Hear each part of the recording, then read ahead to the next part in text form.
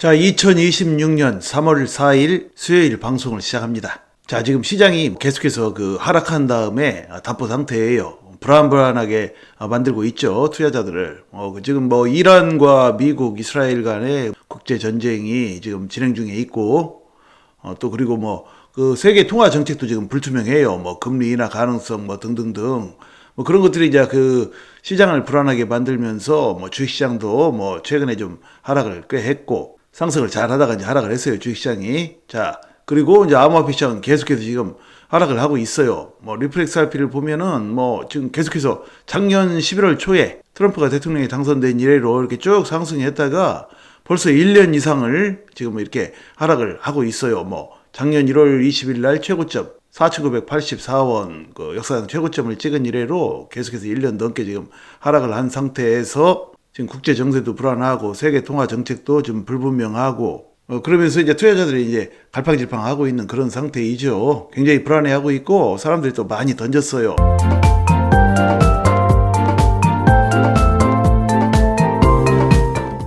자, 그래서 지금 시장 대장코인 비트코인도 보시면 비트코인도 역시 이제 쭉 이렇게 하락을 해가지고 리플렉스 RP와 비슷한 차트의 모습을 보여주고 있죠. 자, 그러나 더 많이 떨어진 것은 작년 초 이래로 더 많이 떨어진 것은 리플렉스 RP이죠. 자, 비트코인은 그래도 작년에 최고점을 경신했었어요. 작년 10월 달에 최고점을 경신했었죠. 하락의 와중 속에서도 최고점을 경신했으니까 이렇게 더 하락을 한다고 해도 리플렉스 RP만큼 많이 하락한 것은 아니에요. 자, 그러니까 리플렉스 RP가 앞으로 이제 상승 잠재력은 더 크게 있다라는 얘기이죠. 자, 그래서 이제 비트코인 이렇게 시장 대장코인 비트코인이 이렇게 이제 하락한 상태에서 이제 불안한 모습이고요. 이제 실제로 불안하지는 않은데 투자자들이 불안해하고 있죠. 세계 정세가 그러하니까. 자, 그리고 또 이제 시장 대장코인들 그 중에 하나 또 이제 이더리움을 보시면 이더리움도 역시 마찬가지예요. 이더리움도 많이 하락했어요. 역사상 최고점 684만 5천 원, 그러니까 700만 원 근처를 이제 찍은 이래로 작년 8월 달에 그렇게 최고점을 찍은 이래로 이렇게 줄기차게 하락을 했죠. 그래도 역시 이제 이더리움 역시 작년에 그렇게 최고점을 달성을 했어요. 비트코인처럼. 역시 이더리움도 이제 나름 꽤 올랐으니까 이렇게 하락했다고 해도 리플렉스 RP만큼 크게 하락한 것은 아니에요. 자, 그리고 또 시장 대장코인 중에 하나인 솔라나 역시 비슷한 모습이고요. 솔라나도 역시 작년에 이제 1월 19일 날 45만 4,500원 역사상 최고점을 또 찍었었죠. 이렇게 주요 코인들이 다들 작년에 하락을 했다고는 하지만 작년에 역사상 최고점을 찍었어요.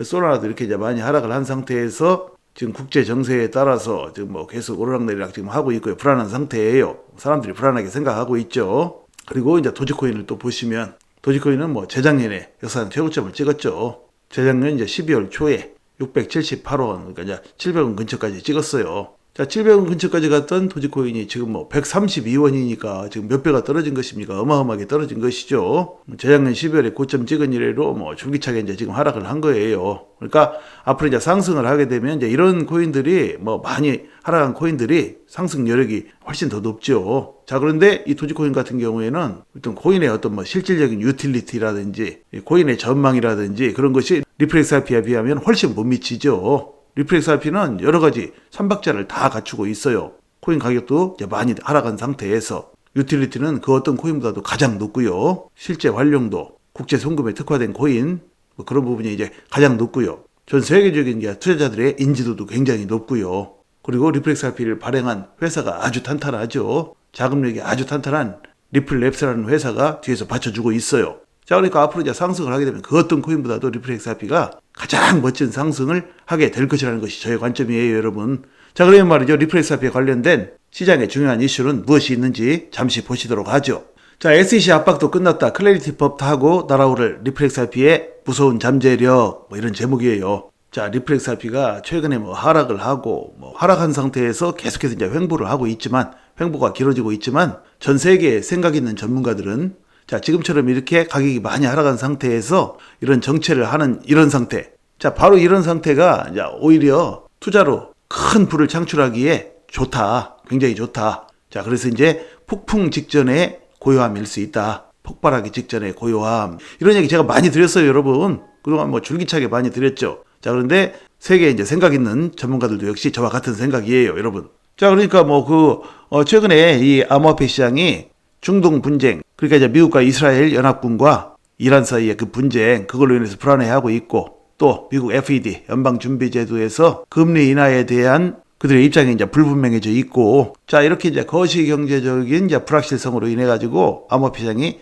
헤매고 있고, 투자자들이 갈팡질팡하고 있고, 가격은 계속해서 이제 더 하락하려고 하는 그런 분위기이고, 그렇다는 얘기예요. 자, 하지만 리플 XRP는 단순한 코인이 아니다. 단순한 코인을 넘어서서 아주 광범위하게 서비스 생태계를 갖추고 있다, 리플 XRP가. 그래서 이제 언제든지 당장이라도 시장의 이런 하락 흐름을 확 뒤집어 버릴 수 있는 잠재력을 가지고 있다, 그런 얘기예요. 자, 그래서 그 내용을 보시면 말이죠, 시장의 흐름을 리플 XRP가 반전시킬 수 있는 잠재력이 과연 무엇이냐, 그 내용을 보시면 가장 크게 이제 기대할 만한 것이 뭐냐면 2026년, 그러니까 이제 올해이죠. 2026년 중반으로 예정된 미국 암호화폐 시장 구조 법안, 그게 이제 클래리티 법안, 제가 전에도 설명을 드렸었죠. 클래리티 법안. 자, 이것이 올해 중순경에 본격적으로 이제 도입이 되는 거예요. 자, 이제 그러니까 그동안 이제 리플의 발목을 잡아왔던 것들, 리플이 뭐 증권이냐 아니냐, 트럼프 정부가 이제 들어오고 나서 리플을 뭐 그 증권으로 보는 그런 부분들을 좀 잠식시켜버리고 있는 그런 분위기이기는 하지만, 자, 이 클래리티 법안이 들어오게 되면 리플이 증권이냐 아니냐 하는 그런 불명확한 부분들이 이제 명확해지게 되는 것이죠. 그러면 리플 XRP에 이제 투자를 하는 사람들이 그 어떤 것에든지 개의치 않고 적극적으로 투자를 할 수 있게 되는 거예요. 그래서 이 클래리티 법안이 굉장히 중요한 거예요. 자, 그래서 클래리티 법안이 뭐냐 한번 보시면, 자, 클래리티 법안은 암호화폐의 법적 성격을 명확히 규정해서 암호화폐가 이제 증권인지 상품인지 규제 주체를 분명히 하는 미국의 디지털 자산 규제 법안이다. 그러니까 규제 주체, 그러니까 증권이면은 SEC에서 하는 것이고, 상품이면 SEC가 아니고 미국에서 이제 상품을 관장하는 CFTC에서 관장을 하는 것이죠. 그러니까 이제 CFTC에서 관장을 하게 돼야 좋아요. 그러니까 증권이 아니라야 좋은 거예요. 만약에 증권이라면 리플 XRP는 이제 증권법을 준수를 해야 돼요. 증권법이 복잡하죠. 자, 그러면 투자자들이 전 세계 기관이며 개인이며 투자하는 사람들이 투자하는데 꺼려할 수가 있어요. 특히나 기관들이 꺼려하죠. 증권법을 다 준수하고. 증권법이라는 것이 뭐 규제가 굉장히 많아요. 자, 그런데 증권이 아니고 그냥 상품이다, 이렇게 명확히 올해 중순경에 클래리티 법안에 의해서 이제 규정이 되게 되면 그때부터 이제 전 세계의 기관들 그리고 또 여러 투자자들이 너도나도 이제 보물처럼 밀려들기 시작하는 거예요. 그렇게 되게 되어 있어요, 여러분. 지금 불안해가지고 돈을 많이 가지고 있는 투자 주체들이 선뜻 리플 XRP에 투자를 하는데 좀 주저하죠. 자, 여기 보시면 이제 왜 중요하냐, 클래리티 법안이. 클래리티 법안은 어떤 코인이 증권 상품인지 기준을 제시해서 불확실성을 낮추려는 목적이 크다. 불확실성이 제거돼야 올라요. 주식이든 코인이든 그래요. 주식과 코인에서 가장 투자자들이 경계하는 것이 바로 불확실성이에요. 어떻게 될까 불안불안해하는 것. 그러니까 답이 딱 나와버려야 돼요. 뭐 좋게든 나쁘게든 답이 일단 나와야 그때부터 이제 그 자리를 정해요. 그래서 올라갈지 내려갈지를 결정짓게 되는 것이죠. 자, 클래리티 법안이 이제 올해 중순경에 이제 통과가 되게 되면 그야말로 이제 리플 XRP가 본격적인 상승을 하게 될 가능성이 굉장히 높아요. 큰 상승을 하게 되리라고 봐요. 자, 그런데 꼭 올해 중순이 돼야만 상승한다, 그런 얘기가 아니고요. 이제 이런 것도 있다라는 얘기예요. 올해 중순에 클래리티 법안이 이제 통과가 되고 하면 그때부터는 이제 더욱더 크게 상승할 것이고, 자, 상승은 중순경까지 가지 않아도 그 이전에 큰 상승이 한번 일어날지 어쩔지는 아무도 알 수 없는 일이에요. 자, 그래서 이제 리플 XRP는 이 클래리티 법안이 통과되는 시점에 올해 중순경에 암호화폐 시장을 주도하는 선구자적 자산으로서 가치를 재평가받을 가능성이 매우 높다. 그렇게 될 가능성이 저도 굉장히 높다라고 봐요. 자, 이 클래리티 법안이 통과되게 되면 암호화폐 시장이 한 단계 더 이제 크게 도약을 하게 될 것인데, 모든 암호화폐 중에서 지금 가장 앞으로 상승 잠재력이 큰 코인이 바로 리플 XRP이기 때문이죠. 자, 그래서 뭐 전 세계 시장 뭐 유명 분석가들은 이 규제 불확실성이 해소되면, 그러니까 클래리티 법안이 올해 중순경에 통과가 돼가지고 규제 불확실성이 해소가 되게 되면 리플 XRP 가격은 최소 3배에서 5배까지 급등할 수 있다, 이렇게 보고 있어요. 그러니까 앞으로 리플 XRP가 뭐 3배에서 5배까지밖에 못 간다는 얘기가 아니라, 이것이 이제 통과되는 그 시점에 올해 중순경에 단기적으로 이 정도는 거뜬히 가고, 자, 시간이 가면서 이보다 훨씬 더 큰 상승, 30배가 될지 50배가 될지 100배가 될지 알 수 없을 일이에요. 물론 클래리티 법안 때문에 뭐 몇십 배씩 간다라는 얘기가 아니라, 클래리티 법안이 통과되는 그 타이밍이 이런 마중물 역할을 해가지고 단기간에 최소 이제 이렇게 가고, 앞으로 이제 리플 XRP가 가지고 있는 여러 가지 장점들이 있죠. 유틸리티, 실용성, 국제금융에 특화된 코인으로서의 리플 XRP. 자, 그런 것들을 다 감안해보고 여러 가지 호재들을 감안해보면 리플 XRP는 앞으로 시간이 갈수록 그야말로 수십 배, 수백 배의 상승도 할 수 있을 것이라는 것이 저의 관점이에요. 전 세계의 이제 기관들, 그리고 또 금융기관들, 그들이 이 클래리티 법안 통과와 맞물려 가지고 적극적으로 이제 활용을 하게 된다라면 전 세계 기관들과 금융기관들이 이제 리플렉스RP를 활용을 하게 되면 리플렉스RP 가격이 어떻게 되겠어요? 자, 글로벌 금융 시스템이 리플렉스 솔루션을 채택하거나 결제 서비스의 일부만 할당하게 된다면, 일부만이라도 사용하게 된다면 리플렉스RP의 수요는 아주 단기간에도 폭발적으로 증가할 수 있다. 그러니까 가격도 폭발적으로 상승하게 될 가능성이 크다. 그런 얘기예요, 여러분. 자, 그러니까 이제 리플렉스RP 조금만 가지고 있다고 하더라도 가지고 있는 사람들이 큰 수익을 낼 수 있다는 거예요. 자, 그래서 여러분 이런 부분들 참고하시고요. 저 지금 시장이 하락을 한 상태에서 오르락내리락 하고 이제 수많은 투자자들이 이제 불안불안해하고 있어요.